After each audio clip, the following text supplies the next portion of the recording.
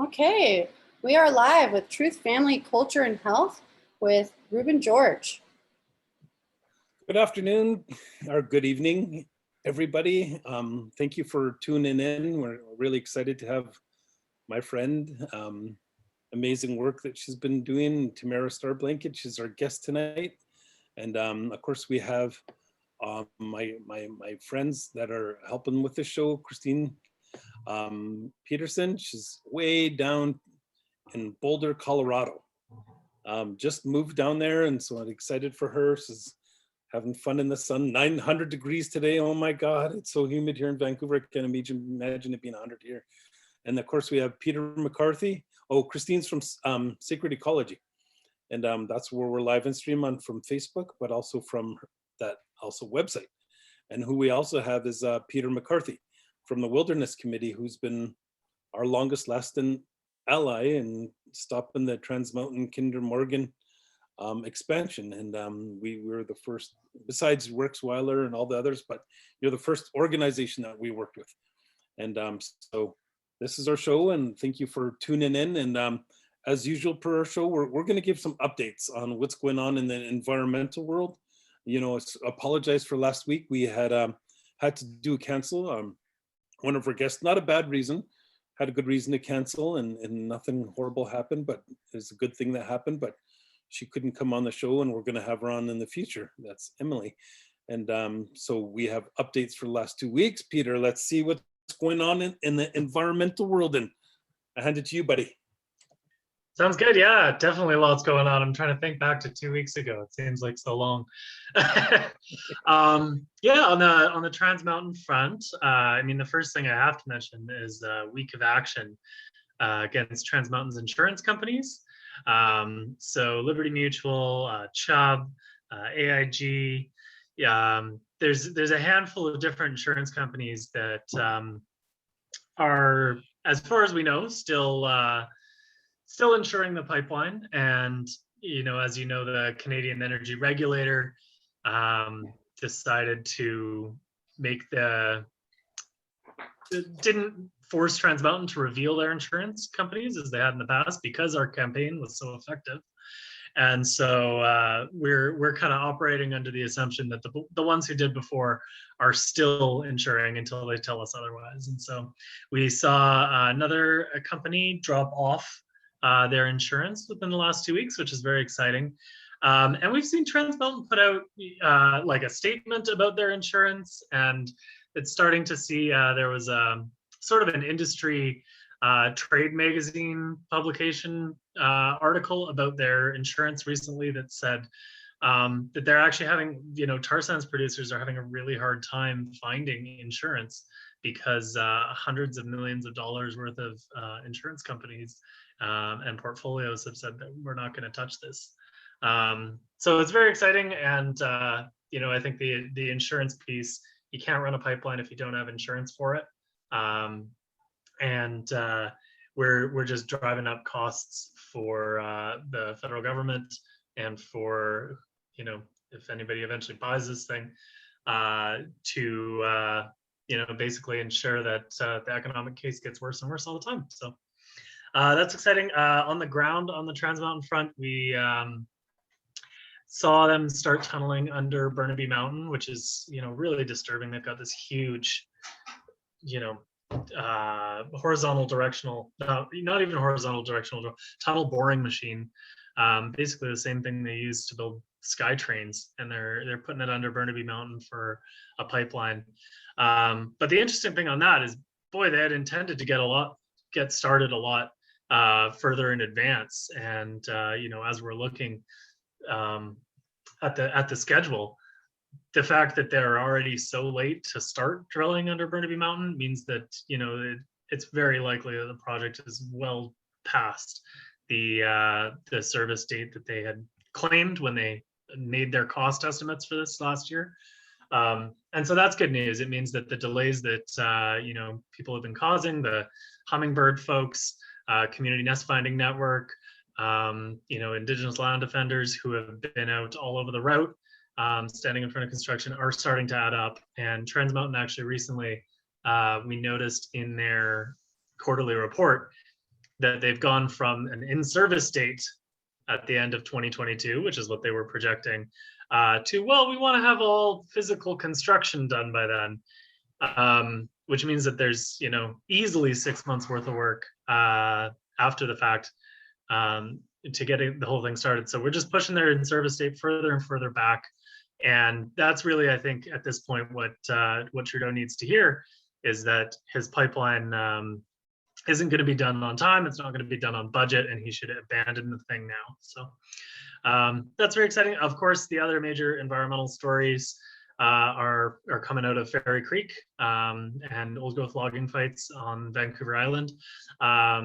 The three First Nations, the Pachidat, the Dididat, and the Hawaiiat, who are on the west coast of Vancouver Island's southern part, came out and protected a pretty, you know, like some areas that have been fought for a really long time in the Central Walbran, in the, you know, Fairy Creek watershed.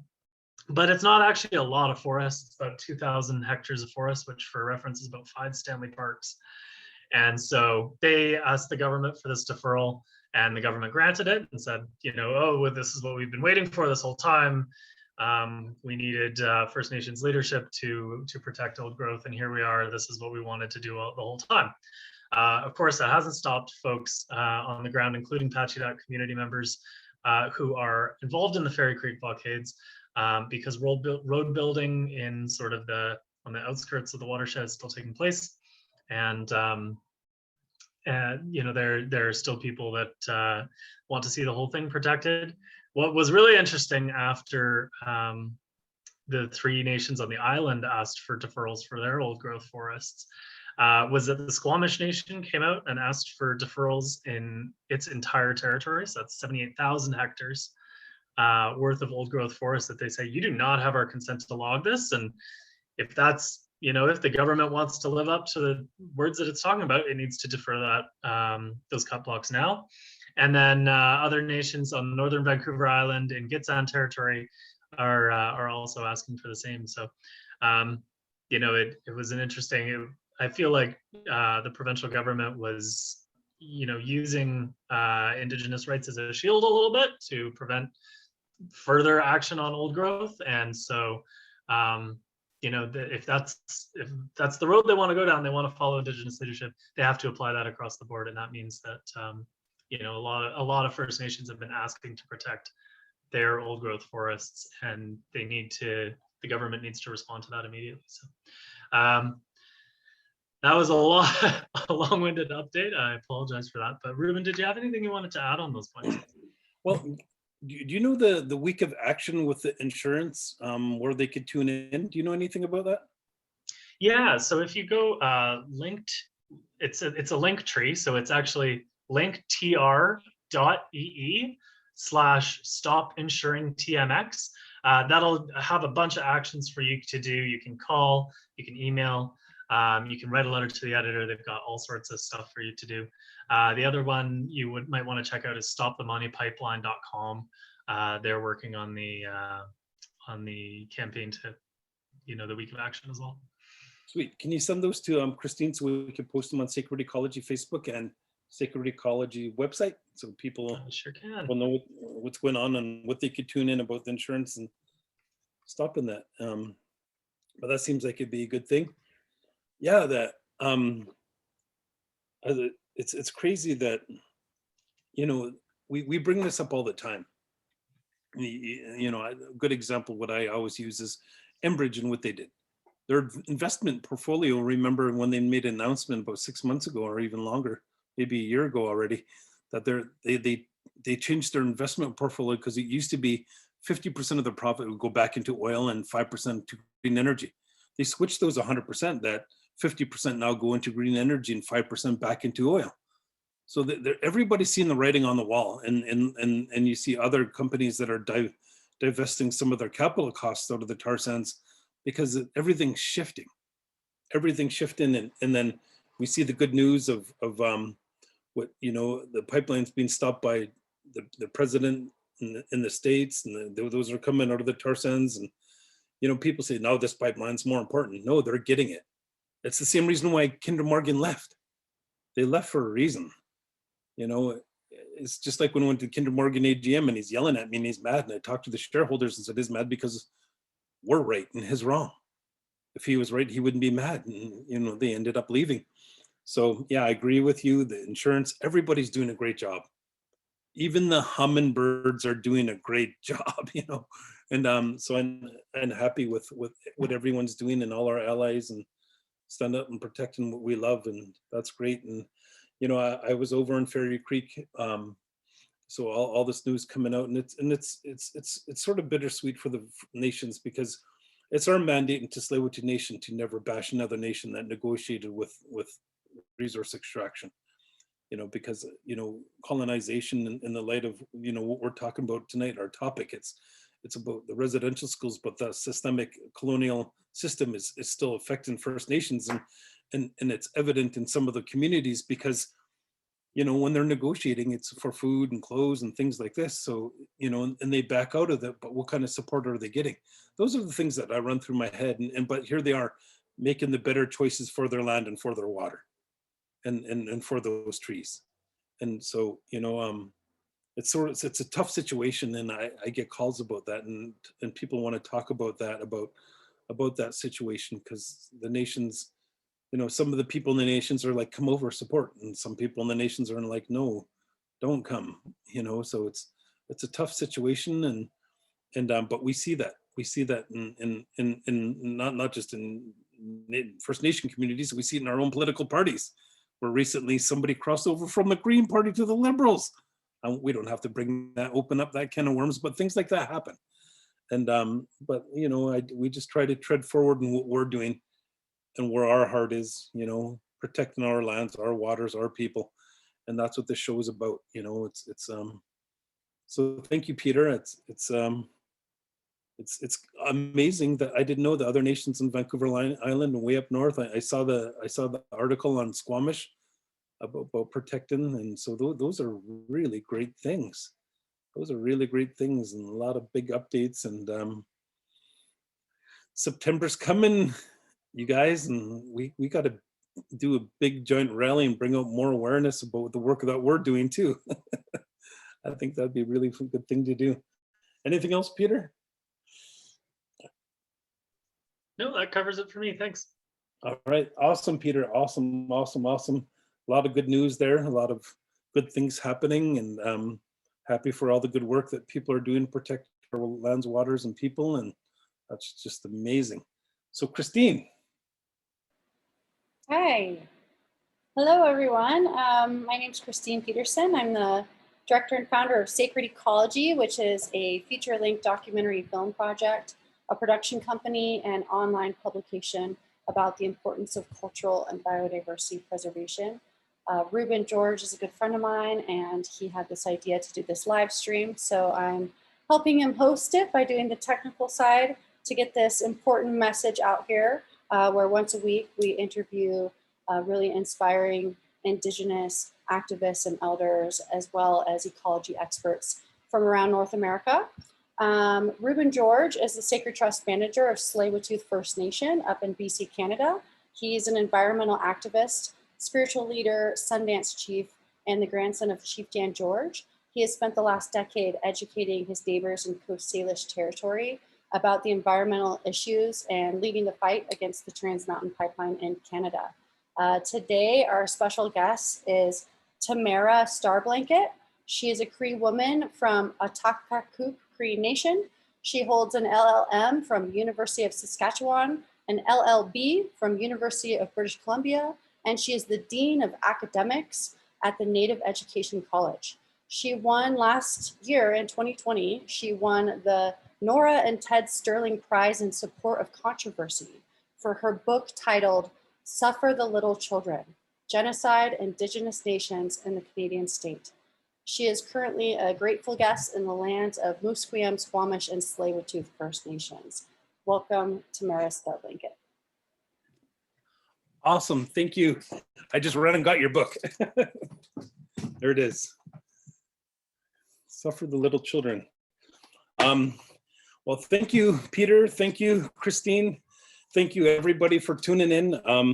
I think this is a very important book to talk about, and very important time to talk about Tamara's career of really treading forward and explaining the truth of what happened to Indigenous people. And like, this is a long time coming for your book to come out, and it's been a little while since it came out, and it's such a powerful book.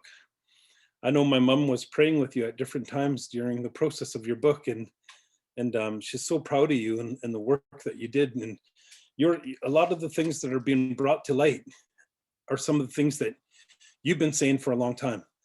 And a rare thing too, that what I believe is doing 25 years plus in the healing field and helping people. I know I haven't heard many elders that were able to explicitly tell the stories of the trauma that they've been through the residential schools. Like my mom and Uncle Sam are two elders that I prayed with the last 28 years that really did a lot of amazing, phenomenal work in dealing with their trauma in residential schools, and they're public about it, and they always been public about it. And I'm excited to talk about that today with our guests. That, you know, I when I did post on you, and I was putting out the message that, you know, if you want to know something and you want to learn something, number one, buy the book. Go get the book. Go get the book. It'll really educate you on the residential school, and of course tune in, because you'll hear tonight from Tamara herself. But Tamara, I always start, you know, with the same sort of question. You know, being a traditional woman, and I know you through ceremony too, that, you know, you're such a beautiful person. And what was it in you that wanted you to go towards your law education and creating the book? What was it inside of you that wanted to create some change, that you saw that, you know, maybe stories weren't being told, or you just saw the gaps that you needed to fill, and you really did. You really did. So what was the burning sensation inside you that wanted to motivate you to create change? And I think maybe if you want to give a little introduction of yourself, then maybe we could jump to that question. So thank you again. Sure. I just want to, first of all, give thanks to the creation, to the creator, to the original peoples and nations of this land and territory that I'm a guest on. The Tsleil-Waututh, the Musqueam, and the Squamish nations. So I'm learning my language. So I'd like to introduce myself a little bit in my language, okay? So Tamara Starblanket Nitsi and Tamara Uma Nia Niuwin and Ahtahkakoop Cree Nia, which means what I said in that. And probably if there's Cree speakers listening, they might say, oh, she just got into the language. Joke. But I have not, I don't speak my language fluently, and I'm in the process of learning it. So what I introduce myself is my name, Tamara Starblanket. Tamara is my birth name. Starblanket is my birth name, but also I have a spirit name. It's Ochapiki Siskoyo.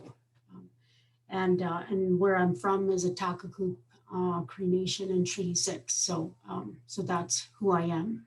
I'm the daughter of Irene Starblanket and Bachis Morin.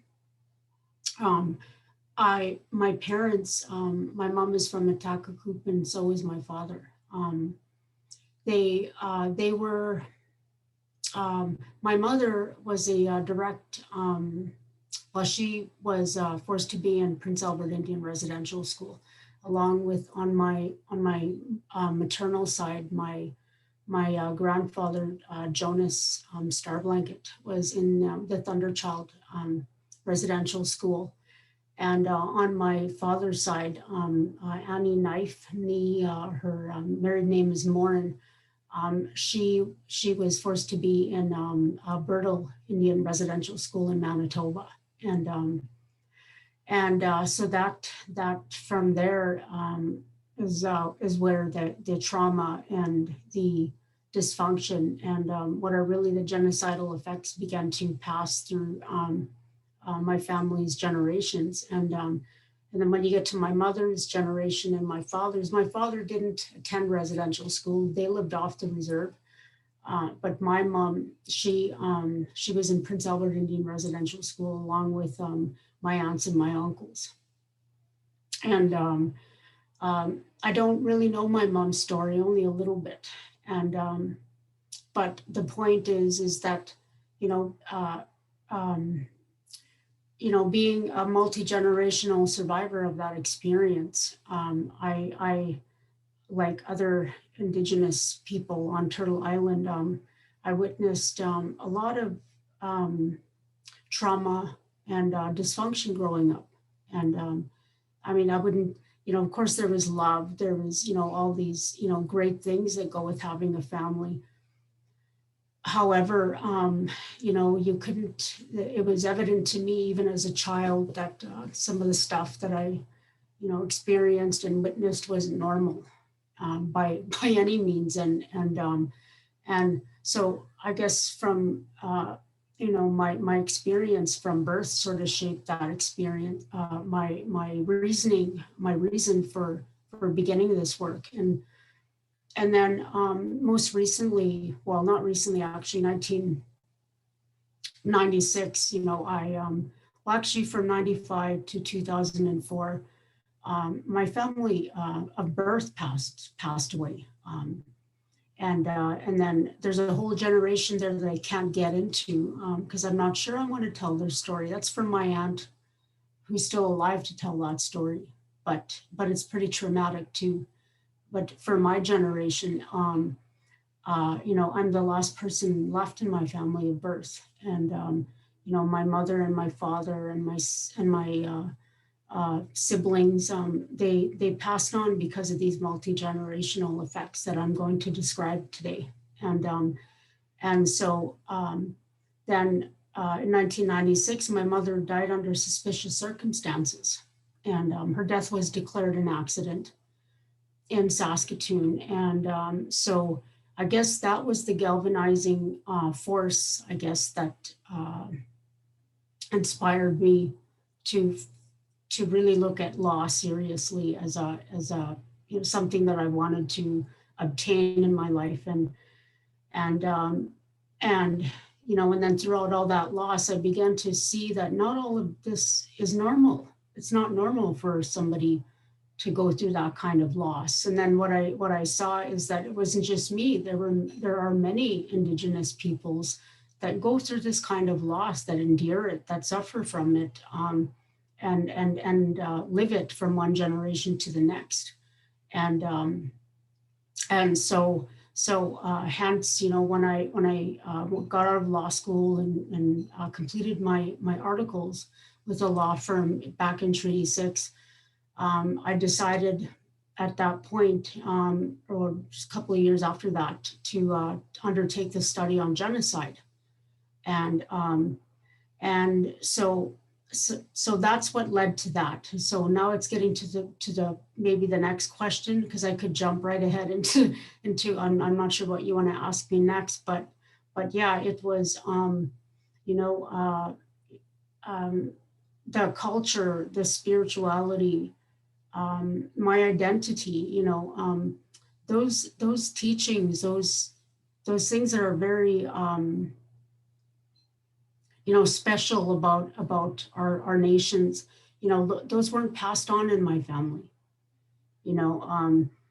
Yes, I had some exposure, but meaning like how an identity is formed from the time of birth to, the ceremonies that some, Indigenous people, undertake, like a coming of age, and speaking the language fluently, and understanding why things are the way they are from your own traditional, my own traditional Nehia worldview never happened for me, and I don't profess to speak for every single nation on Turtle Island, or even other Indigenous people, but I do know that this is a common thread, a common experience and it's massive and it's widespread. So thank you.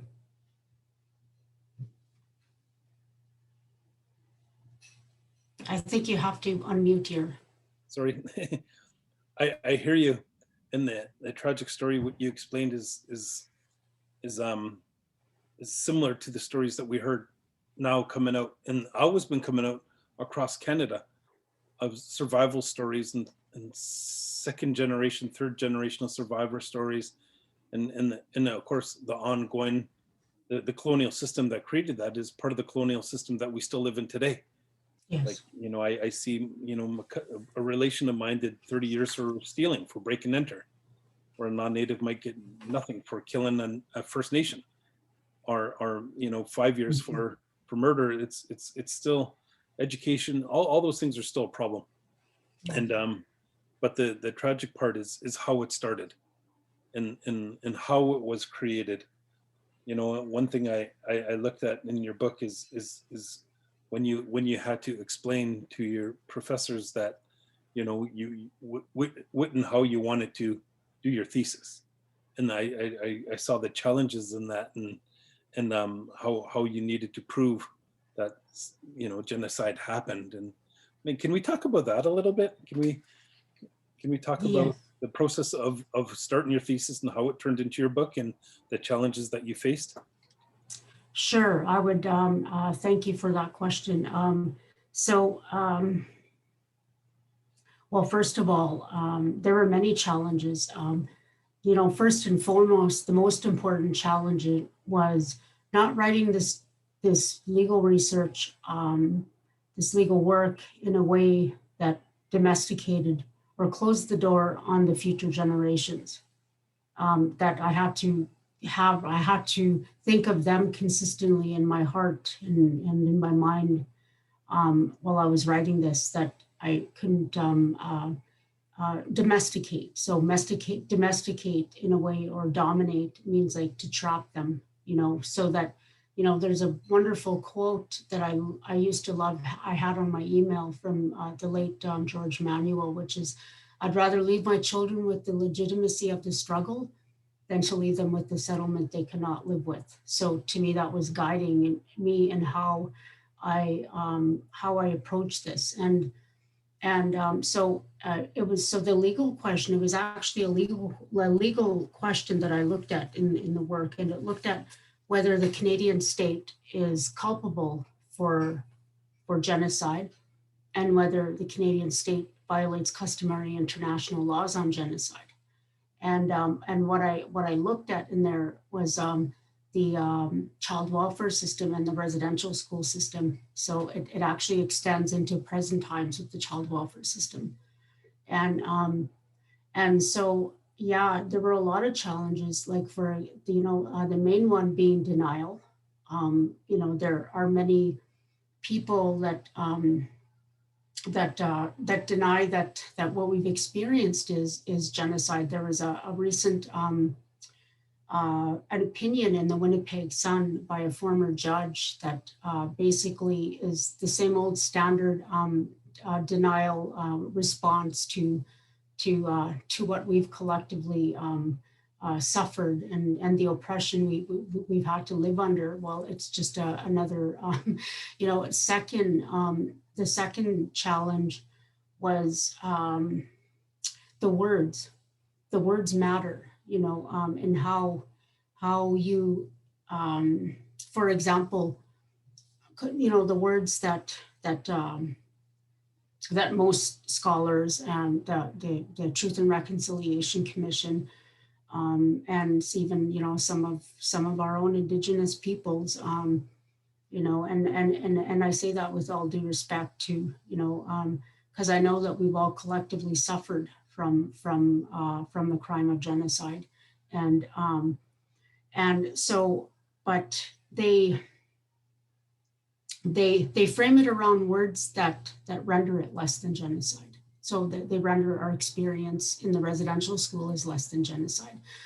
So I knew already, being a trained lawyer, that I had to be careful about the words I was using. So I couldn't frame it as assault or abuse, or neglect or mistreatment, because it doesn't come across as genocide when you frame it that way. It really occludes and conveys something that's more, I guess, actually benign, really, compared to, you know, what really went down in those institutions. And then another challenge was the differences between cultural genocide and genocide. So I knew I also couldn't frame the destruction that Indigenous peoples have collectively experienced by framing it as a cultural genocide. So for example, loss of language, loss of culture. So those types of colonial dominations and patterns all over the world, because it didn't just happen here, it happened all over the world, what I wrote about in this book. And it's still going on.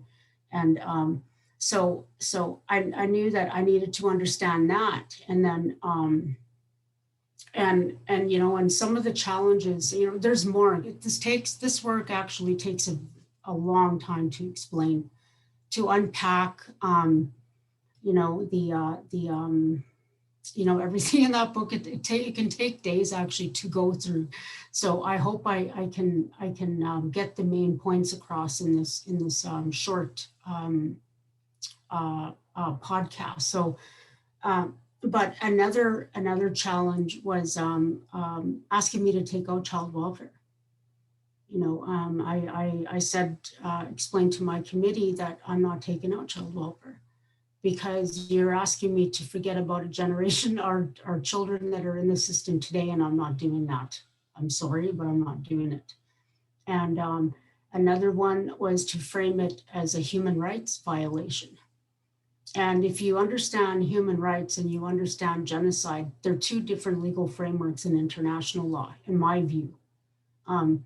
The Genocide Convention addresses human groups, or protected human groups, collectives. Human rights addresses individuals. So I explain that to them as well too, that no, I'm not going to be taking, you know, I understand what genocide is. I'm not making a human rights analysis here. This is a crime against a national human group. So I'm sorry, I'm not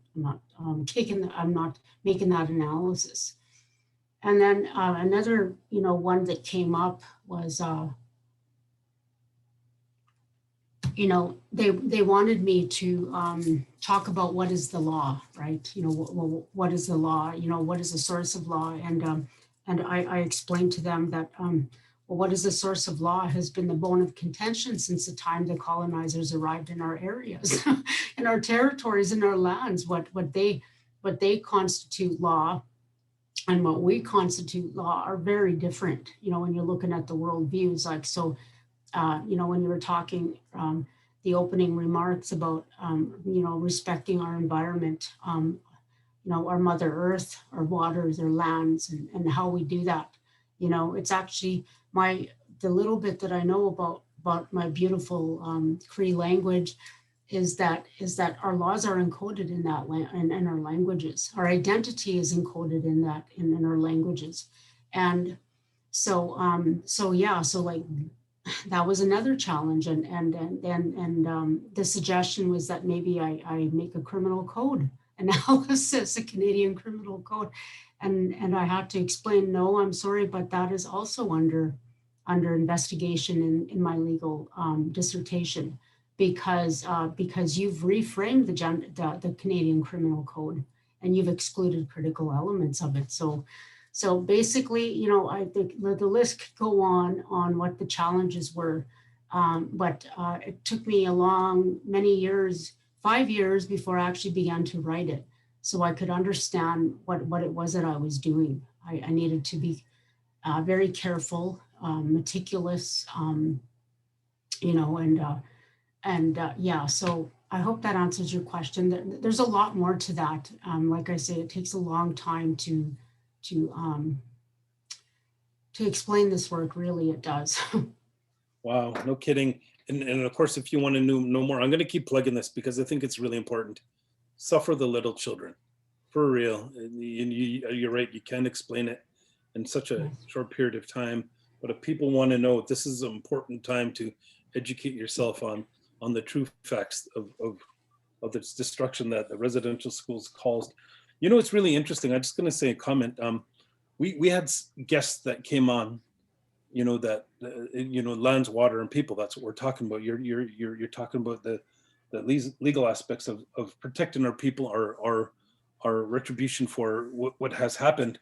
And in a way, that's how I feel. That's how I feel. Not saying that you're saying that, but one of the things that comes up is even the Mi'kmaq. We had Pam Palmater come on the show and explain how they won in Supreme Court, and they won explaining that they have an entitlement to the fishing of the lobster, but they're still stuck in negotiations, and the laws aren't protecting them. You know, if the shoe was on the other foot, they'd be arresting First Nations, like for that. And what they are doing is exercising their right, and people are stopping them. And scientists, the government, everybody said with the sustainable fishing that they're entitled to does not affect the lobster, but they're still stuck in negotiations and fighting for the rights because they're not being protected by Canada's law.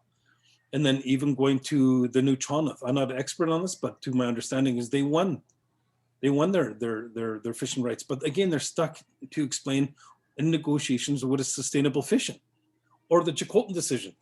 You know, they won, but they're stuck explaining what that means. And the same with us in our fight. Like, you know, we won in the Federal Court of Appeal, you know, and then the second time around, the three handpicked judges, I'm not supposed to say that, but the three handpicked judges that Trudeau picked, you know, even when we were right, we were wrong. So this, you know, it feels so tied in from we started in the beginning, this colonial system that put the little children that were murdered, and the numbers are close to 600 now, just with 5 schools, close to 600 children found dead.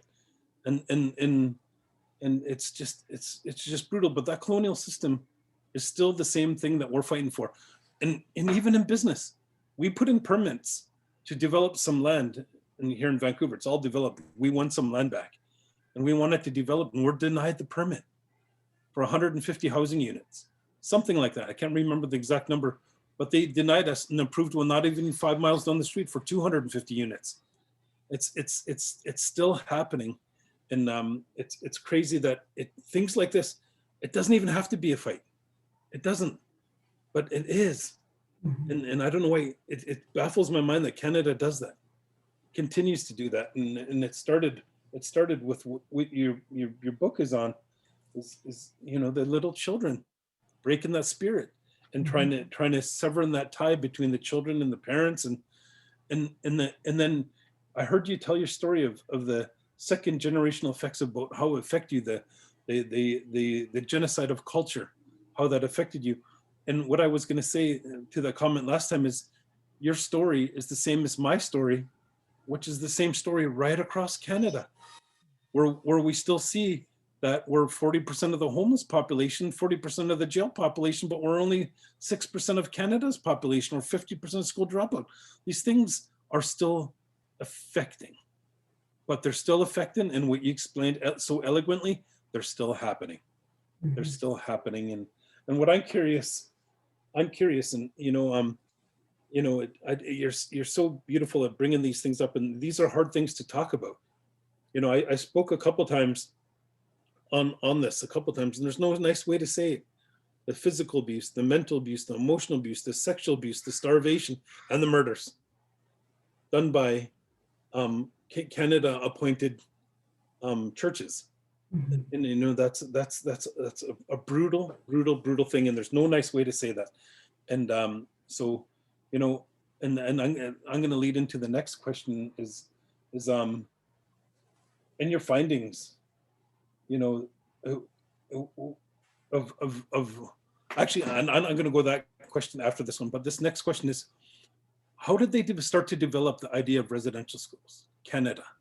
And how did they start to work in to try to figure out what they wanted to do? Because one of the quotes that I heard is they said the only thing that's going to be left out of these Indians is the blood in their body, meaning no culture, no language, no nothing else. So in your research, how did they start the process of the residential schools? Well, I'm going to read you a quote from it's Johnny MacDonald. He stated to the House of Commons in 1883, and this was just after Nicholas. It's known as the Davin Report, and Davin went down to the United States, and the model of the residential school is based on what they were doing, what the United States government was doing. Their boarding schools in the U.S. And so based on Davin's recommendations, this is what John A. said to the House of Commons in 1883. Okay, so he says, the first object is to make them better men and if possible good Christian men by applying proper moral restraints and appealing to the instinct for worship, which is to be found in all nations, whether civilized or uncivilized. When the school is on the reserve, the child lives with its parents who are savages. He is surrounded by savages, and though he may learn to read and write, his habits and training and mode of thought are Indian. He is simply a savage who can read and write. It has been strongly pressed upon myself as head of the department that the Indian children should be withdrawn as much as possible from the parental influence. And the only way to do that would be to put them in central training industrial schools where they will acquire the habits and modes and thought of white men. So that after keeping them a number of years away from parental influence, until their education is finished, they will be able to go back to their band with the habits of mind. And so this is what he said to the House of Commons in 1883. And so like the source, this whole model is based on, I believe it was Fort Carlisle Indian Residential and Indian Boarding School. They call them boarding schools down in the U.S. But my understanding and some of the, I'm no expert in it, but I believe that this was practiced against the Irish as well too, in Ireland, Irish children. So, but this, children were, it wasn't just in Canada and the United States, it was in Australia, other areas of the world, and today with the present day child welfare system. So I hope that answers your question. Yeah, thank you. That is that's crazy. It's crazy. What other findings did when you look at your book that really stood out? What are the things that really stood out in your book? What are the gosh, what really stands out? Oh, there's so much that stands out. Well, for example, if we go back to how I needed to reframe the destruction that Indigenous children experienced in those residential institutions. So I knew that framing it as sexual abuse, mistreatment, and neglect wouldn't constitute a crime of genocide. So I needed to find. So based on Ward Churchill's "Kill the Indian, Save the Man" and Roland Christian's "The Circle Game," actually Roland Christian, Michael Moore, and Sherry Young. That they bring out, so those two works together actually constituted some of the foundational work that I needed to put my legal arguments together. And so based on that, I reframed what they experienced as torture, forced starvation, forced labor, sexual predation, and death by disease and dilapidated living conditions. And let me tell you too, Ruben, that the framework under which this legal argument or this work is based on, the framework is the United Nations Convention for the Prevention and Punishment of the Crime of Genocide. And let me read to you what it is. So what it says is genocide as any of the following acts committed with the intent to destroy in whole or in part a national, ethnical, racial, or religious group as such by A, killing members of the group, causing serious bodily or mental harm to members of the group, C, deliberately inflicting on the group conditions of life calculated to bring about its physical destruction in whole or in part, and imposing measures intended to prevent births within the group, and E, forcibly transferring children of the group to another group. So what I did in my work, and you have to remember that when Canada was, negotiating from 46 to 48, so they were part of the process to have genocide recognized as a crime in international law. So Canada was a big part of that. And Is that where they created the Warwick flag?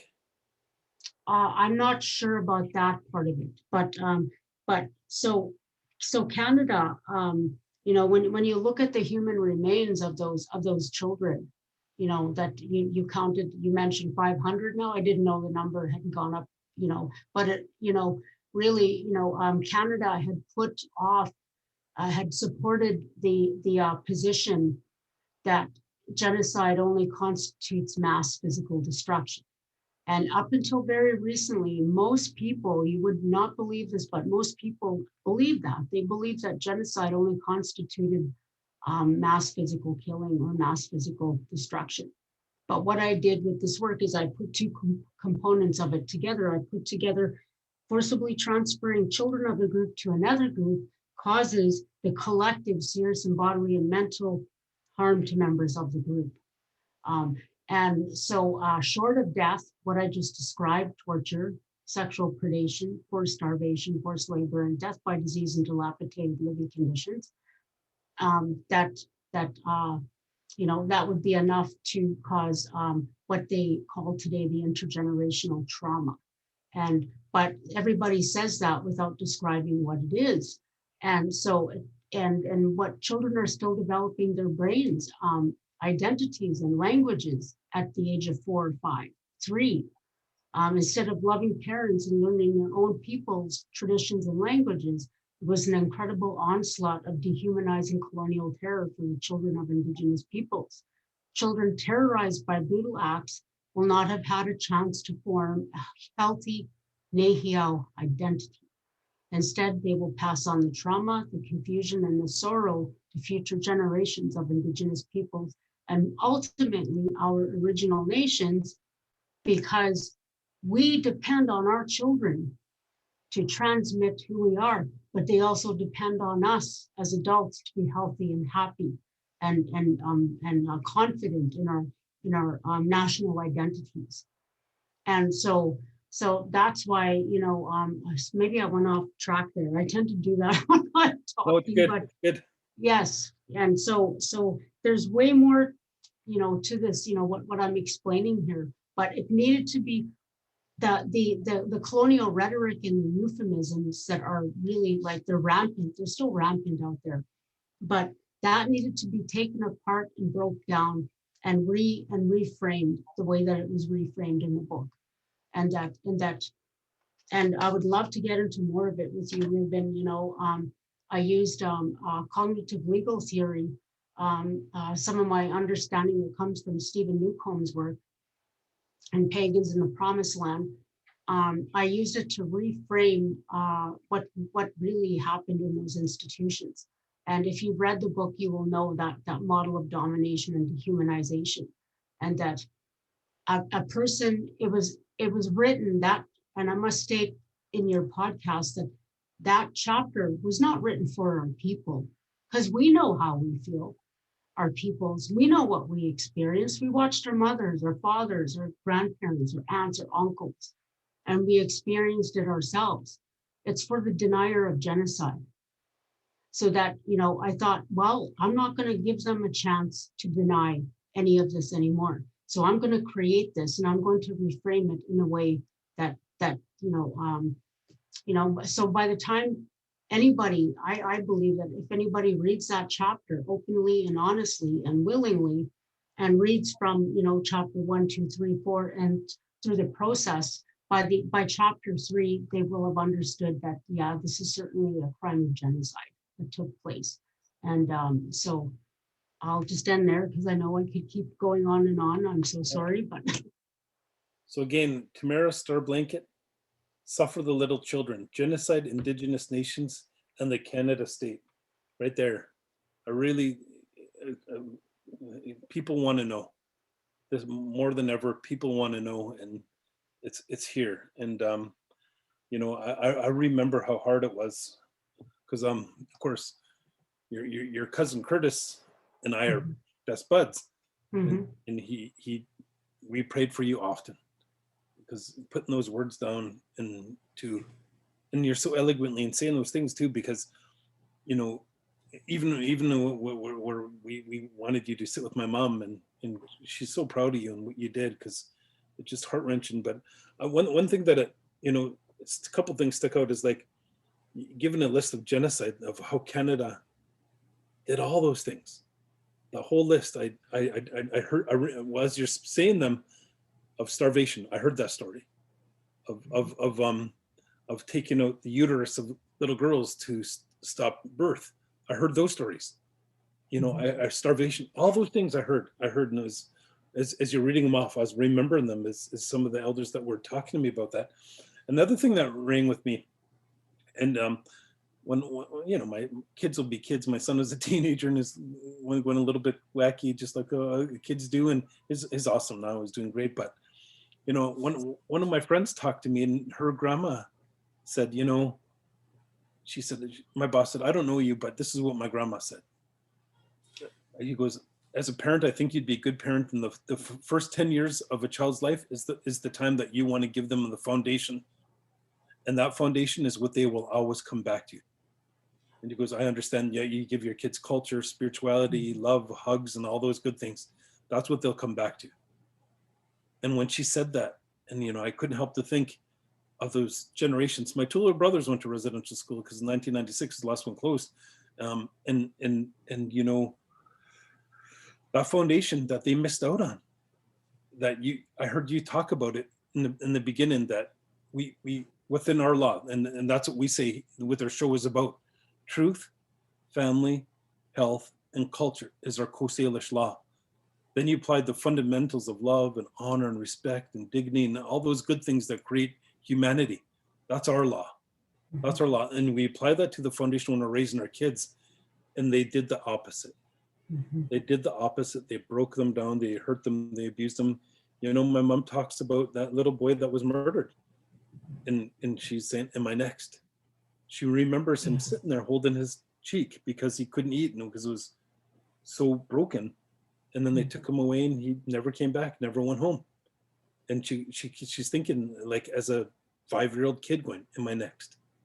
Am I next? And that's the foundation. That was the good foundation was taken away and replaced with this. And then that's just my mom's story, but that happened right across Canada.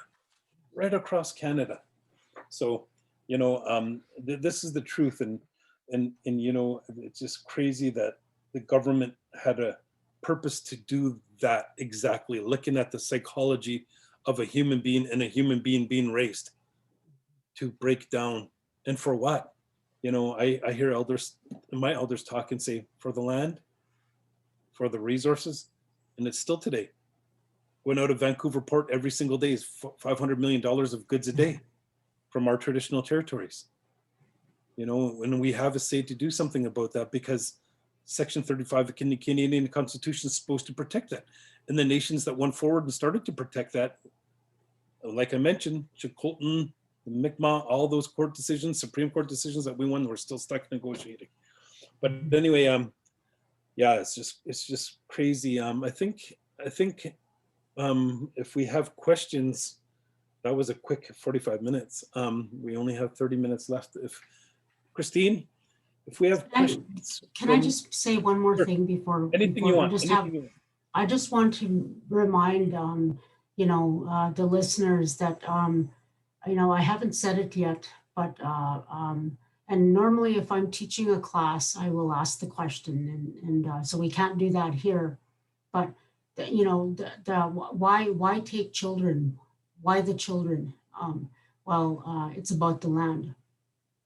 It's all about our land, And the original nations depend on the stolen generation of children for their continuity into the future. Our children depend on us too, you know. And when examined from this standpoint, the full ramifications are evident. The Nehiyaw and multitude of nations cannot transmit their spiritualities, their cultures, their languages, responsibilities to their lands because of the massive and widespread serious and bodily and mental destruction that began in the residential school and that persists in the current child welfare system.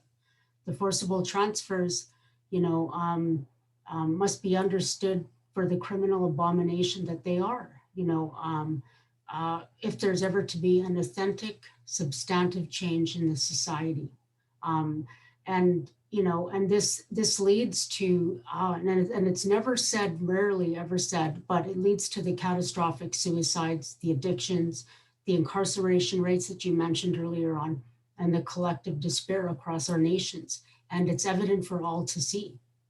Because every time I go and present this information to non-Indigenous institutions like SFU or UBC, I'll ask them, you know, how many of you have heard the standard myth that Indigenous people are drunk or lazy or bums?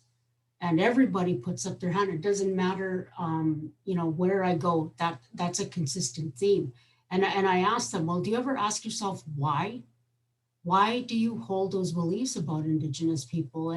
And so I think it's time to revert the lens onto the state perpetrator of the crime, Canada.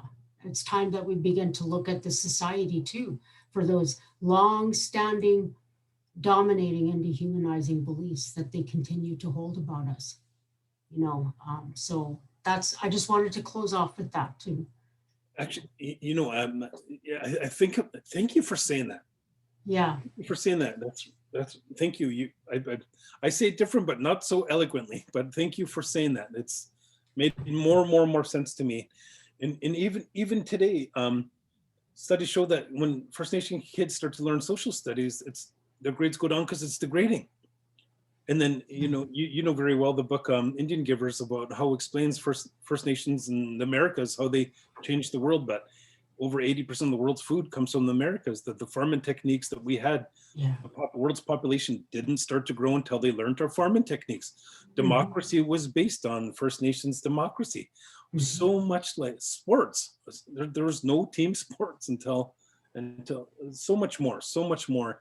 And that's what it is. And I think that's what we're working towards. Uncle Len and I were working on, like, you know, we did the 1,200 page assessment, spill analysis, clean analysis, just for one thing around Kinder Morgan, really in-depth look. And what we wanted to do as a nation is look at education and say, hey, you're in our territory, abide by our law and teach the true history. We'll sue you. It's our land. We'll sue you. And then same with social services, and we do have protocol agreements with different things, but Uncle Len passed, but that's something that we're looking towards to revitalize. And again, is creating a governance model that could address some of these things. So really, thank you for saying that. Do you have any other comments?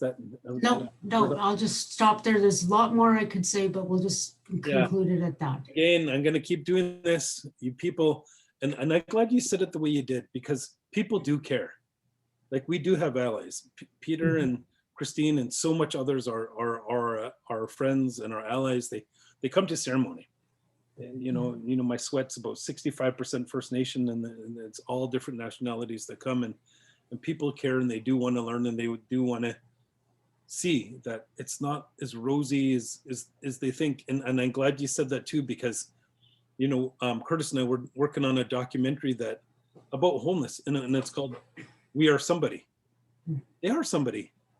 You know, my brother was homeless for a while, and it was the generational pain. It was, and he said that. I said, I can't be like you and heal because it hurts too much, and that's why I do what I do. But it came from somewhere, and you explain it here, and you just said it just now. Yes. So people who care and want to learn and want to know, I say it again, check it out, because this is only an hour and a half where we get to talk about this, and I encourage everybody to check that out. Christine or Peter, or any questions? Yeah, I have a question, but so does Peter. How about you go first, Peter? Yeah, just on what Ruben was talking about with folks picking up the book, and you know, somehow I think despite decades of survivors and advocates trying to tell them, a lot of people are just sort of recently becoming aware of the genocide that was done in our names and is being done in our names. And I'm wondering, for folks who are just learning about what happened in these territories, what are you hoping that they do with your book, like with the information inside your book, rather, process it, and what action are you looking to see from Canadians who want to try and make it right? Well, well, I think first and foremost, they need to call on, you know, for there to be international. You know, there's been some talk about it, but you know, not having the state examine itself. You know, because the state examines itself, investigates itself under the Truth and Reconciliation Commission. And so, you know, I didn't get into customary international law or that whole discussion, but you know, in a nutshell, the state violates Article 18 in the Vienna Convention on Treaties. And based on, you know, the findings, I can't get into that long explanation of it, but based on that, you know, a state that has engaged in acts of genocide and continues to engage in acts of genocide should not be investigating itself. You know, that was one of the questions asked of me in my master's defense was, well, we all know what's in your thesis. This was my final question, the actual day that I successfully defended it. And the question was, what if the TRC makes a finding of genocide? And I said, well, that was really outside of the scope of my paper, but I will, I'll answer it if you want. And that's how I answered it, that you know, I think calling on this, you know, the state to stop the genocide.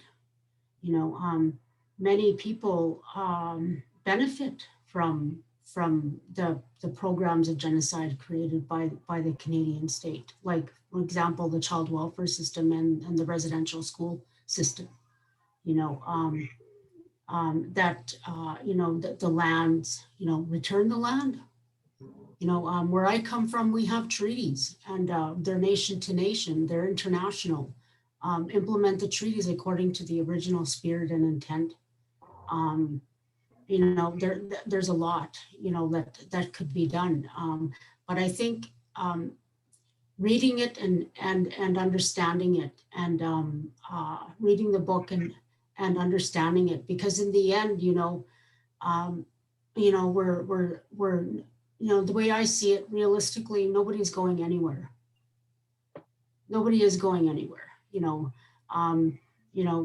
But you have to remember, though, that where I come from, treaties were made, and if you've broken that treaty, that means that you have to, you know, you have to go back to where you came from, right? But what I mean is that, you know, let's not talk about reconciliation, which is another word that just really conceals, you know, it renders the situation less than genocide. You know, you know, how do you explain that you could teach a whole degree on, you know, they do in communications, words, right? And so I think that there's a lot that could be done, but I think it's important for people to understand that what they witness, what they see, you know, why do they have these longstanding beliefs about Indigenous people? You know, take a critical examination of the self, you know, and look at complicity in genocide. And, you know, like how, you know, how have I contributed to all of this? Like, you know, like ask those kind of questions internally. Like, you know, there's a lot that could be done. And I also expect people to be creative too in that, and to think about that. Like, what does that mean, you know? I had a really good discussion with a dear colleague of mine today about these land acknowledgements. And there's people that believe that they may be just empty exercises of just words. And she challenged the committee that she works on to say, well, what does that mean to you to be a guest? You need to think about what that means, you know? And then, so then it comes to the question, well, am I a guest in this territory? You know, and then, you know, and so I mean, like, I can't tell anybody what to do, and I'm not trying to tell anybody what to do, but I think that if there's to be true peace, you know, authentic peace, you know, not reconciliation, but peace, you know, then you know, this, you know, the way the system is built, you know, you have a whole state and society that has created industries around genocide. You know, look at child welfare. Our children make up 2% or whatever, I think it's 5% now of the total population, but yet we make up, you know, the last, well, in 2011, it was almost 50% of children in care are Indigenous. The prisons, we employ people in you know, in the guards, you know, the wardens, and I did ask this question one time. I was in an interview for a job, and I you know, said very candidly, well, you know, if Indigenous people all got well tomorrow, like just like at the snap of a, you know, my finger right here, and we all woke up healed and recovered, and you know, and back in our, you know, how we should have been as Nehiel, Anishinaabe, Dene, Kainai, and, you know, and a lot of people would be out of jobs. You know, and it's true, you need to think about that, right? So I hope that answers your question. I just wanted to, you know, and I do appreciate that, you know, as you know, Ruben says, that there are people that care. There are non-Indigenous people that care, and those are the ones we need to focus on too, you know, because there are people that care, you know, about what we've collectively suffered, you know, and yeah, so hopefully I don't, sometimes I go on and on and on, and hopefully I didn't go on and on and on there, but thank you for the question, Peter. Thank you for the answer. Christine? Yeah, that rolls really well into my question, which is, I see that you're the Dean of Academics at the Native Education College, and also an author about these topics such as genocide and the residential school system.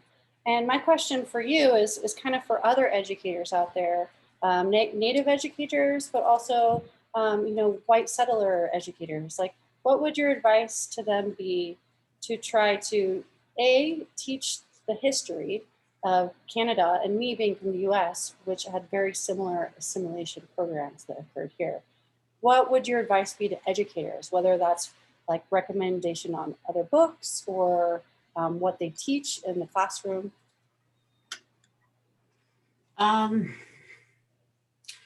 Well, I would say recommendations are, how about teaching the truth? You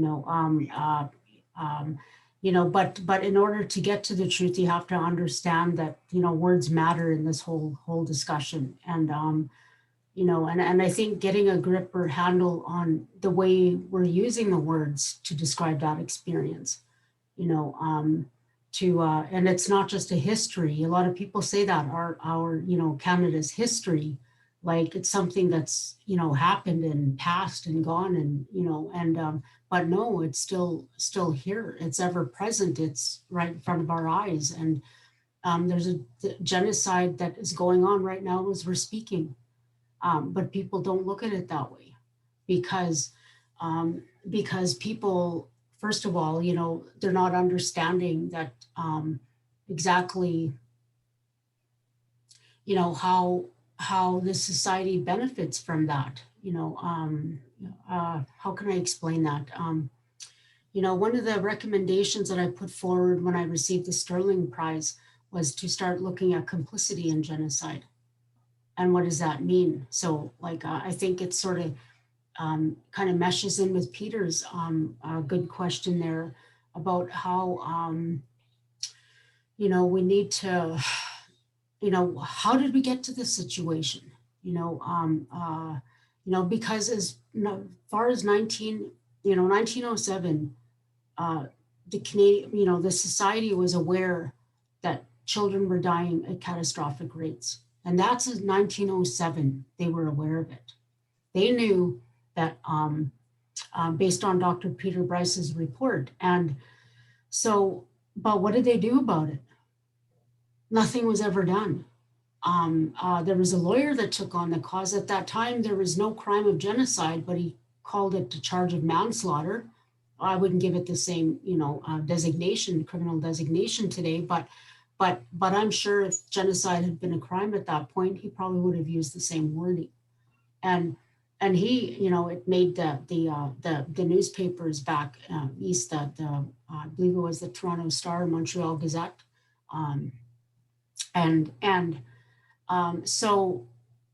so at that time, the society didn't do anything about it, even though they knew that all these children, these innocent children were dying like that. And so that's what I mean when you're looking at complicity in genocide. It's important to examine that, you know, like how am I complicit in that, you know, you know, and there's many standard, you know, colonial responses to, well, that was my ancestors that did that. I didn't do that. So, you know, why should I pay for that now? Or why should I be held accountable for something they did? But they're not understanding that they're still benefiting from the conditions, the genocidal effects, the genocide that is still going on today. But they don't see it that way.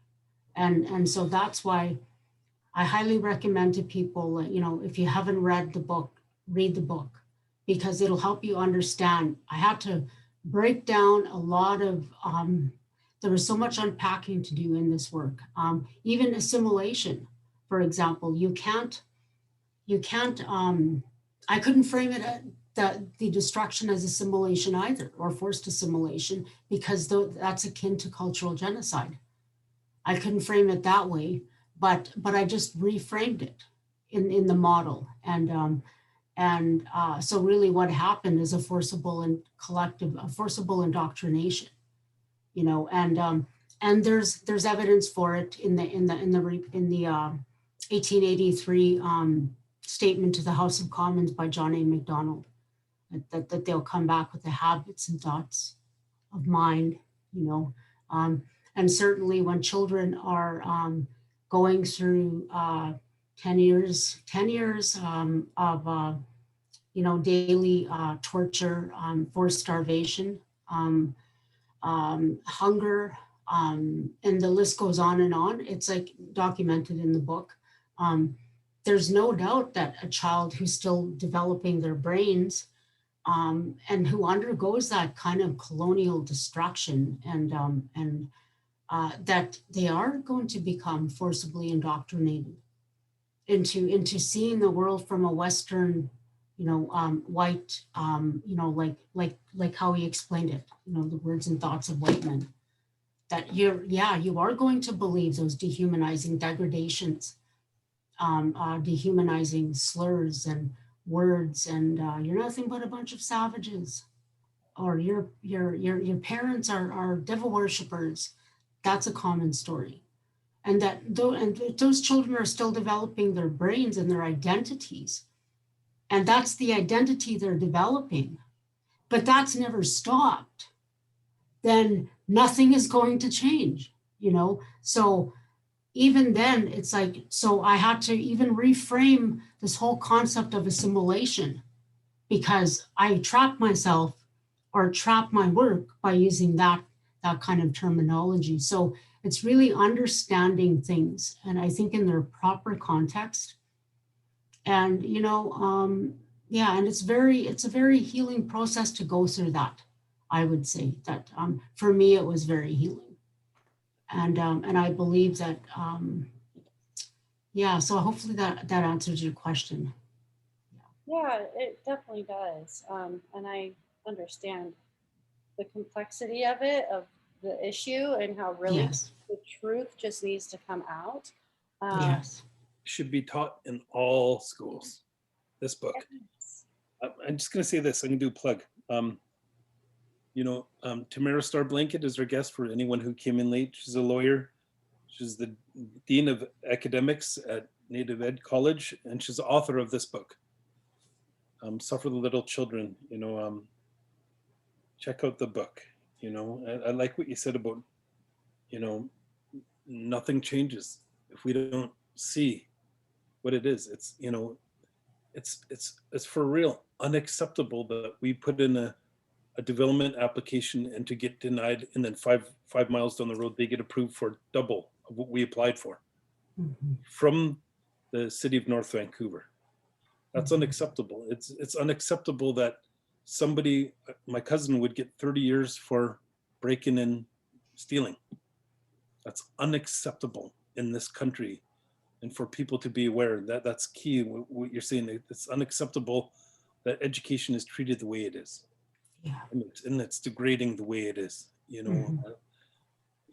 National Indian Education Conference, I went, and these teachers teaching all Navajo kids, 80% were failing. And he changed his curriculum to historically to follow the Navajo people, and within 6 months, 80% were passing. There's fixes that we could do with this, and there are solutions, and we have to work together on it. And so people understanding with those two questions is we can't stand for this, and you can't let it happen. But did you guys have any more questions, Peter or Christine?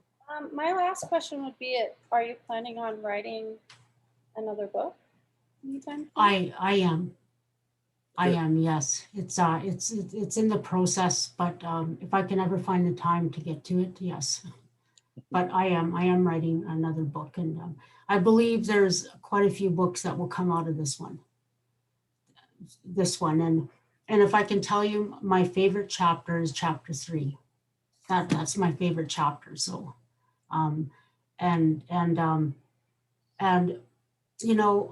for myself, if I can just personally conclude that, as a intergenerational victim of that experience, and a lot of people say don't use the word victim, but there's a very respected elder from back home that said, Tamara, I don't like that word survivor. He said, because it's not like we went down, you're like going down White Rapids, White River. Hopefully I'm saying that, White River. I've never even gone on a river raft, but and it's dangerous, and he said, but you make it to the shore, and then you can say you survived. He said, but have we really survived? Look at what we got to live with. Look at how what's happening. Have we survived that? He said, we're still victims of that experience. And this is words from an elder. So that's why, I still, consider, I heed the words of what the elders say, the words of Reuben's mother, and, and that elder. And yes, we are still victims. And so, I totally forgot what you asked me. Can you remind me again, please, what you asked? I asked if you were writing another book. Oh yes, I am writing another book, and so on that, when you look at, I would actually like to complete a PhD in law as well, and it's based on this book, but I also want to write a few other books that come out of this, and like I said, there's so much that will come out of chapter 3 that, I just think it opens doorways for people to actually see the reality, like the reality that the truth hurts, but it's reality, and we need to start talking about it. And so, yeah, I will. I would like to have it done by next year. That's a goal, but we'll see how it goes. Yeah. Awesome. Peter, did you have one more question? Yeah, I guess I was just going to ask, in terms of getting this in front of the International Criminal Court. Is there a process underway? What does that look like over the coming years? Well, I myself don't. I'm not involved with any of that at this point. But I think that there are calls for that. Certainly, there's that law firm in Calgary. There is, there's Indigenous people calling for accountability in that regard. So yes, I don't have a real answer to that, but I think for myself, it's just important to remember that a crime of genocide is a different framework. So people keep that in mind. And yeah, so I can't really answer the rest of that question. Thank you. With the 215 that came out, I can't imagine how it affected you, but at the same time, you like my mom and like Uncle Sam and some other people that are pretty prominent in explaining their story and talking of their story. You were living the life of creating this book and hearing the stories and knowing the stories and talking to people and looking how the residential schools developed and looking at their mindset of how that they got the churches involved and how it came down to murders and you see this overwhelming hurt and pain of not just the Indigenous people, but people are shocked. Curtis and I went down to the memorial on Robson Street, Robson and Howe at the Vancouver Art Gallery, and there's the 200 plus little baby shoes and flowers and a whole bunch of beautiful things there. And all nationalities were coming by and crying. They just couldn't believe it, that it was happening, and it continues to happen. I know you got 5 minutes, and but what message with your book would you send to the survivors, or the people that went to residential school, the second generation that are hurting, and the people that are witnessing for the first time that are non-First Nation? What message would you want for them? Well, if I can think of a message, I would say that the truth heals. Not the rhetoric and the euphemisms that I mentioned earlier on, because that just gets us trapped in a vicious cycle of absolute confusion. So the truth heals. And I would say for myself, personally, writing this work, it hurt. It hurt when I had to write out it's the current chapter 2. When I had to write that out, I grieved, every day. It was a very extremely painful process to put that book together. And sometimes I thought it would never end. I thought that there, was going to be no end to this. And I didn't think that I would successfully get this through my committee. There are so many things that I went through, the way that it's described in the book, like absolutely no confidence, but once I went through this, it was the most incredibly powerful healing experience that I could have ever done for myself. And I encourage others to, I'm not saying that just read the book for only the truth, right? You have your elders, you have your communities, your nations, but the truth heals. And we're still here. We haven't, do you have to remember that, we're talking about catastrophic despair across our nations and incarceration rates and everything like that. However, we're still here. We still have people on the land. We still have people that are, we've never gone away. And if you ever read the Genocide Convention, you'll see that it's even a crime to attempt genocide as well too. And another thing that I got out of, Ward Churchill's work is, what stood out for me was when he said that every member of a group can physically survive and genocide has still taken place. So that's why I say that, the truth can be freedom, it can be healing, it can be spiritual, it can be powerful, and it can move nations. That's what I think. And so that's what the words I want to leave, I had the good fortune of meeting some very beautiful Indigenous people throughout this process. And I learned that respect and love and honoring and kindness are our laws. You talked about that, and I really love it that you said that, Ruben, because it's true that if we live by those laws, we can begin to decolonize. We can begin to heal if we show respect to one another, and stop living like the effects, because what we model in our nations is the boarding school system. We model it within ourselves, within our families, within our nations. The people term it lateral violence and the gossiping and the hurting one another. But I really think that that if you live by those laws, that you actually begin the decolonization process. And I've come out of this with more confidence, and I'm